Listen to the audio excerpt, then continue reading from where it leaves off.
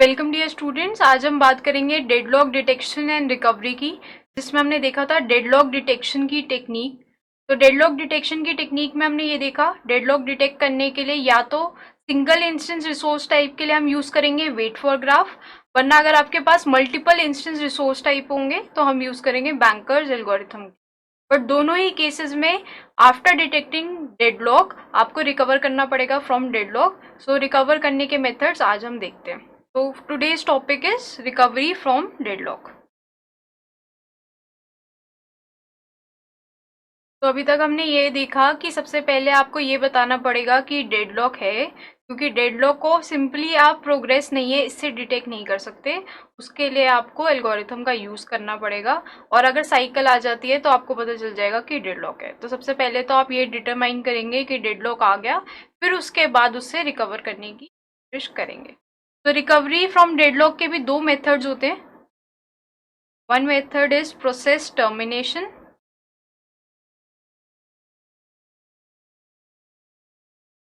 तो deadlock detection के दो मेथड्स है, process termination and resource preemption. दोनों मेथड्स में कोई भी मेथड्स का यूज हो सकता है। दोनों मेथड्स में से कोई भी मेथड्स का यूज हो सकता है। तो सबसे पहले हम बात करेंगे प्रोसेस टर्मिनेशन की। प्रोसेस टर्मिनेशन के नाम से समझ में आ रहा है आपको क्या करना है। जो भी प्रोसेसेस डेडलॉक में होंगी उन प्रोसेसेस को टर्मिनेट करना है। मींस रोल बैक कर दोगे आप उनको, वापस से वहीं पे किल कर दोगे और वो वापस से सिस्टम में आएंगे और वापस से अपना काम करेंगे। तो इससे क्या होगा, वो साइकिल कहीं ना कहीं ब्रेक हो जाएगी, और साइकिल ब्रेक होगी तो इसका मतलब डेडलॉक खत्म हो जाएगा। तो जैसे मैं एक एग्जाम्पल के तौर पे,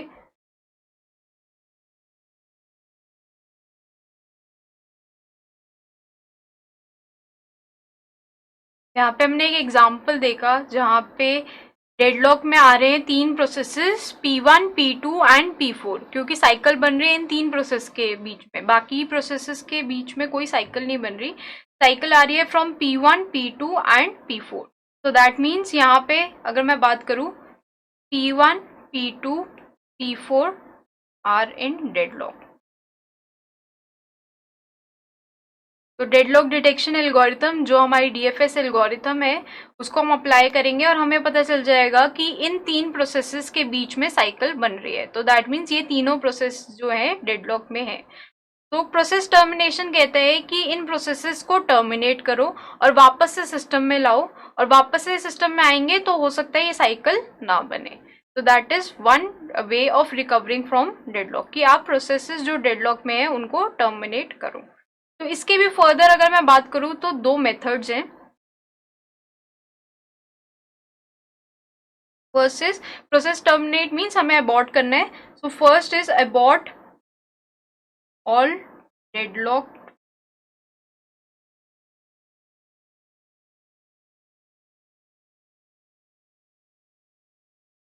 तो पहला मेथड तो ये कहता है कि जितने भी प्रोसेसेस डेडलॉक में है सबको अबॉर्ट कर दो या सबको किल कर दो। तो इस केस में क्या होगा, P1, P2 और P4 इस डायग्राम में ये तीनों प्रोसेसेस विल बी अबॉर्टेड।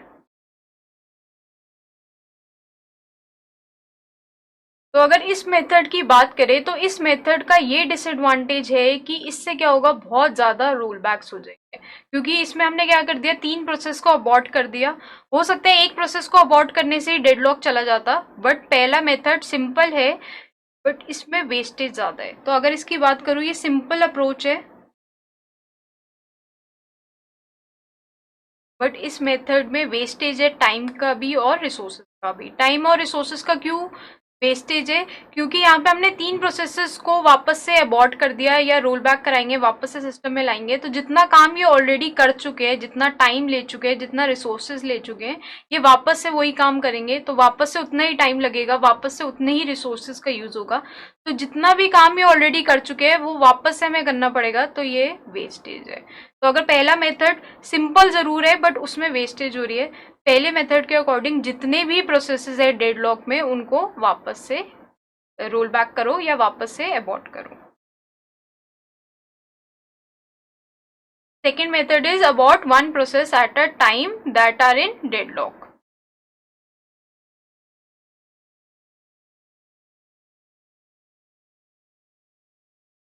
तो अब हम क्या करेंगे, यहाँ पे 3 प्रोसेसेस थे डेडलॉक में, बट तीनों को एक साथ अबॉर्ट नहीं करेंगे, एक एक करके अबॉर्ट करेंगे और देखेंगे कि हमारा मेजर जो एम है दैट इज कि साइकिल ना रहे। तो अगर हम इस केस में देखते हैं और P4 को अबॉर्ट कर देते हैं, अब सिस्टम में P4 नहीं है तो ऑब्वियस सी बात है कुछ एजेस हैं,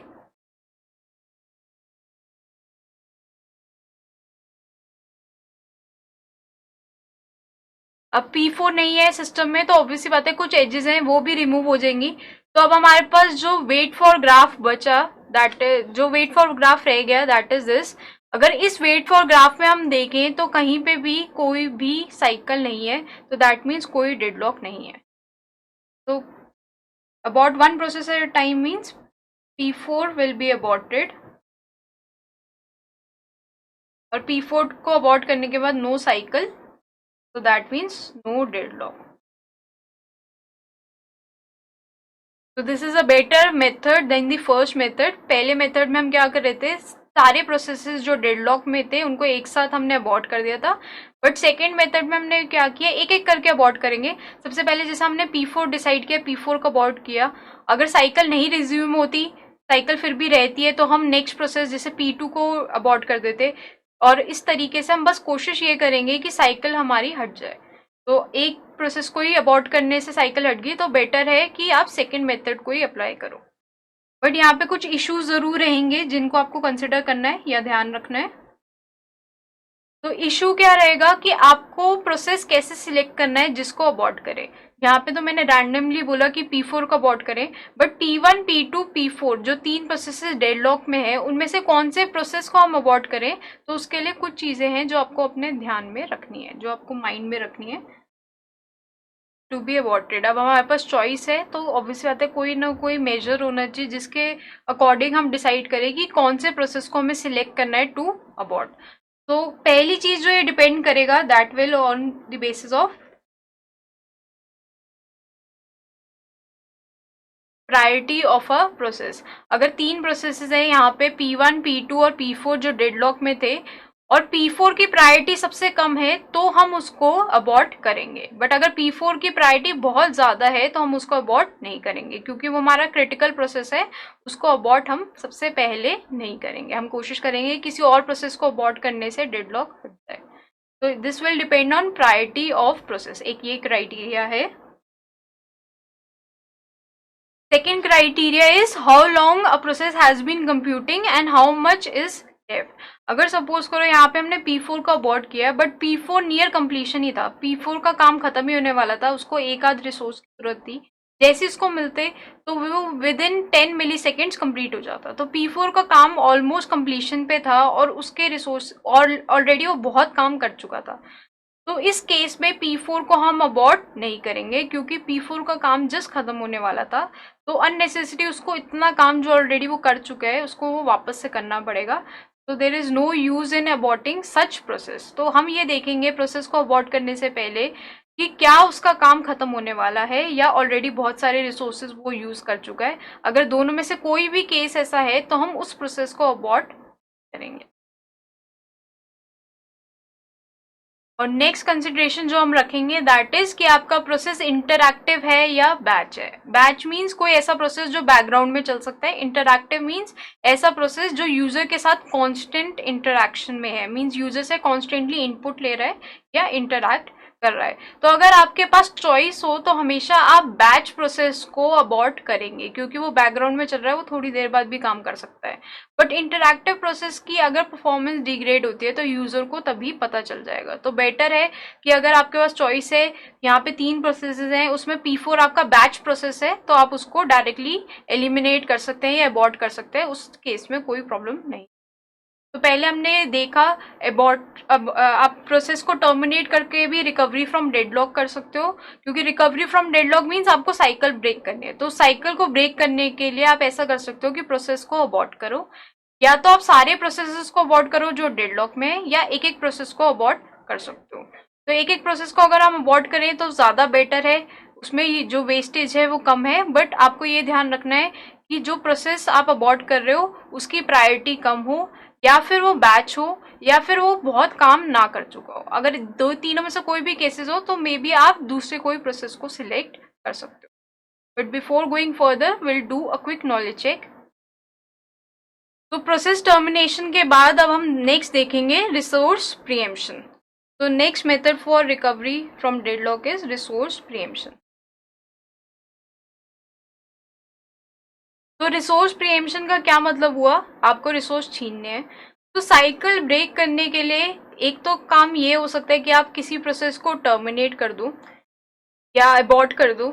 साइकिल ब्रेक करने के लिए एक तरीका तो ये है कि आप किसी प्रोसेस को अबॉर्ट कर दो, बट दूसरा तरीका ये भी तो है कि वो खुद टर्मिनेट हो जाए जब उसका काम कंप्लीट हो जाए। तो उस काम के लिए आप क्या कर सकते हो, किसी और से रिसोर्सेज लेके उस पर्टिकुलर प्रोसेस को दे सकते हो। अगर एक प्रोसेस को आपने रिसोर्स दे दिए, वो अपना काम कंप्लीट करेगा, खुद टर्मिनेट हो जाएगा और उससे भी साइकिल ब्रेक हो जाएगी। जैसे अगेन वही एग्जांपल लेते हैं। इस एग्जाम्पल में क्या था, तीन प्रोसेसेस P1, P2 और P4 जो है आपस में डेडलॉक में है। तो एक तरीका हमने देखा जहाँ पे हम अबॉर्ट कर रहे हैं सारे प्रोसेसेस या इनमें से कोई एक प्रोसेस के। बट इससे बेटर ये भी तो मेथड हो सकता है कि हम इन तीनों प्रोसेस में से किसी एक का काम खत्म करा दे, किसी एक का टास्क जो है वो कंप्लीट करा दे, और जब उसका टास्क कंप्लीट होगा ऑब्वियसली बात है वो टर्मिनेट हो जाएगा, तो ये साइकिल ऑटोमेटिकली ब्रेक। तो हम ऐसा भी कर सकते हैं कि P3 से रिसोर्सेज प्रीएम्प्ट करके P4 के पास ले आए। अगर P3 से रिसोर्स करके P4 के पास ले आएंगे तो P4 का टास्क कंप्लीट हो जाएगा और P4 ऑब्वियसली बात है साइकिल को ब्रेक कर देगा। तो रिसोर्स प्रीएम्पशन कहीं ना कहीं एक बेटर वे है than the abortion of processes. तो रिसोर्स प्रीएम्पशन में हम क्या करेंगे, तो इन दिस केस हम क्या करेंगे, किसी ऐसे एक रिसोर्स से किसी एक ऐसे प्रोसेस से रिसोर्स ले लेंगे और जो डेडलॉक में प्रोसेसेस फंसे हुए हैं उनको रिसोर्सेज देंगे।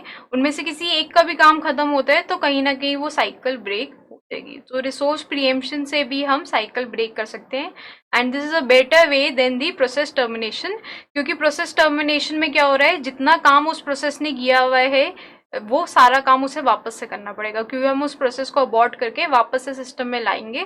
तो जितना काम वो ऑलरेडी कर चुका है वो काम वो दोबारा करेगा। बट यहाँ पे क्या है, सिंपल हम रिसोर्सेज ले लेंगे और रिसोर्सेज लेने के बाद वो प्रोसेस जब अपना काम कंप्लीट कर लेगा तो रिसोर्सेज वापस भी हम, तो resource preemption is a better way. But उससे इसमें भी कुछ इश्यूज हैं, some issues need to be considered before taking resources. अब हमें किसी से रिसोर्सेज छीनने हैं तो उसके लिए भी कुछ चीजें हैं जो हमें ध्यान में रखनी है। सबसे पहला इशू जो है that is selecting a victim. Victim means एक ऐसा प्रोसेस जिससे आप रिसोर्स ले रहे हो, तो वो हमारा विक्टिम हो गया। तो आपको जब विक्टिम की सिलेक्शन करनी है आपको बहुत ध्यान से करनी है। उसको, उस प्रोसेस को एज अ विक्टिम नहीं सिलेक्ट करना जो ऑलरेडी बहुत काम कर चुका है, क्योंकि हमने उससे रिसोर्स छीन लिया, हो सकता है उसको बाद में दोबारा रिसोर्स ना मिले या वो कहीं ना कहीं एबॉर्ट ही हो जाए। तो अगर कोई ऐसा प्रोसेस है जिसने ऑलरेडी बहुत काम कर रखा है तो उसको हम एज अ विक्टिम नहीं सिलेक्ट करेंगे, या जिसकी प्रायोरिटी ज्यादा है, जो ऑलरेडी हम पहले कंडीशंस बता चुके हैं पिछले टॉपिक में जो हमने कंडीशन डिस्क्राइब की थी, वो कंडीशंस यहाँ भी वैलिड हैं। जब आपको विक्टिम चूज करना है तो आपको बहुत ध्यान से चूज करना है। ऐसा कोई प्रोसेस नहीं चूज करना है जो ऑलरेडी बहुत ज्यादा काम कर चुका है या इंटरैक्टिव है या जिसकी प्रायोरिटी ज्यादा है। उसके अलावा किसी और प्रोसेस को एज अ विक्टिम चूज करो और उससे रिसोर्स प्रीएम्प्ट कर लो। तो सिलेक्टिंग या विक्टिम इज वेरी इंपॉर्टेंट। आपको कोई ऐसा विक्टिम नहीं सिलेक्ट करना जो बहुत ज्यादा काम ऑलरेडी कर चुका है। नेक्स्ट इज, हमने यहाँ पे इससे पहले ये बात की, जैसे इस डायग्राम में हम क्या कर रहे हैं, P3 से रिसोर्स लेके P4 को दे रहे हैं। तो एक तरीका तो ये है कि आप क्या कर सकते हो, P3 को रोल बैक करो but to a certain point, जब वो रिसोर्स पर्टिकुलर छोड़ दे एंड वो रिसोर्स हम P4 को दे दें। बट वो पॉइंट डिटरमाइन करना जहाँ पे लास्ट सेफ स्टेट अवेल हम कर सकते हैं या लास्ट सेफ स्टेट आई है, दैट इज डिफिकल्ट। तो रोल बैक इशू ये आता है कि आप वो पॉइंट डिटरमाइन करना बहुत डिफिकल्ट है। तो इससे बेटर ये है कि आप उस प्रोसेस को ही से सारे रिसोर्सेज छीन लो, और अगर आप सारे रिसोर्सेज छीन लोगे तो ऑलमोस्ट आपने ये क्या कर दिया, उस प्रोसेस को अबॉर्ट कर दिया। तो इस इशू में ये it is difficult to determine. तो सेकेंड इशू क्या आ रहा है, हमने कहा कि हमें रोल बैक करना है उस पॉइंट तक जब तक वो रिसोर्स, एक प्रोसेस जो है रिसोर्सेज नहीं छोड़ता जो हमारे प्रोसेस को चाहिए। जैसे अगर इस डायग्राम में बात करूं मैं, तो P3 के पास कुछ रिसोर्सेज हैं जो P4 को चाहिए, तो हम P3 को सिर्फ उसी पॉइंट तक रोल बैक करेंगे जब तक वो रिसोर्सेज नहीं छोड़ता। बट डिटरमाइन करना कि वो पॉइंट कहाँ पे रीच करेंगे, इट इज़ वेरी डिफिकल्ट। तो बेटर है P3 के हम सारे रिसोर्सेज जो है प्रीएम्प्ट करके P4 को दे देंगे। तो अगर P3 के सारे ही रिसोर्सेज हमने प्रीएम्प्ट कर ली तो एक तरीके से हमने P3 को ही अबॉर्ट कर दिया, क्योंकि अब उसके पास कोई भी रिसोर्सेज नहीं है। तो this is a type of process termination only. But यहाँ पे प्रोसेस की टर्मिनेशन क्यों हुई, क्योंकि हमने रिसोर्स को प्रीएम्प्ट किया है। तो ये रिसोर्स प्रीएम्पशन में ही टॉपिक आएगा।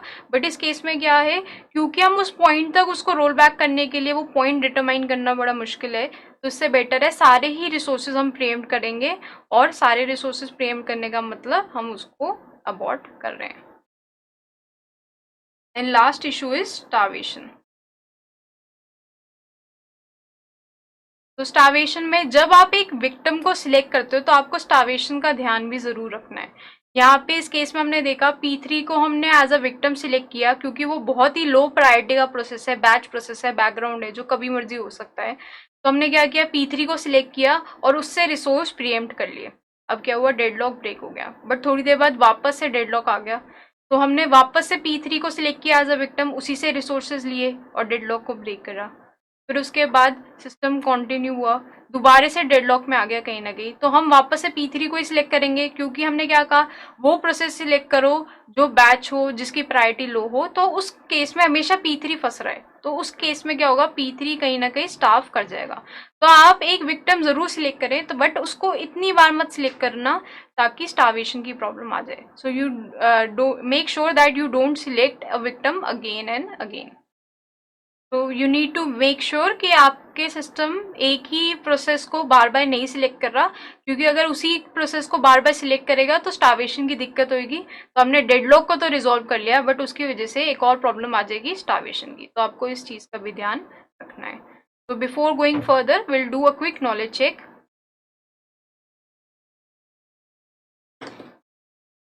तो आज के टॉपिक में हमने देखा रिकवरी फ्रॉम डेडलॉक। अगर रिकवरी फ्रॉम डेडलॉक की बात करूं तो ये एल्गोरिथम्स यूज होंगे आफ्टर डेडलॉक डिटेक्शन। तो आपने डेडलॉक को डिटेक्ट किया, अब उससे हमें रिकवर करना है। तो उसके दो तरीके, या तो आप प्रोसेस को टर्मिनेट करोगे या फिर रिसोर्सेज को प्रीएम्प्ट करोगे। और रिसोर्सेज को प्रीएम्प्ट करना बेटर है देन प्रोसेस टर्मिनेशन।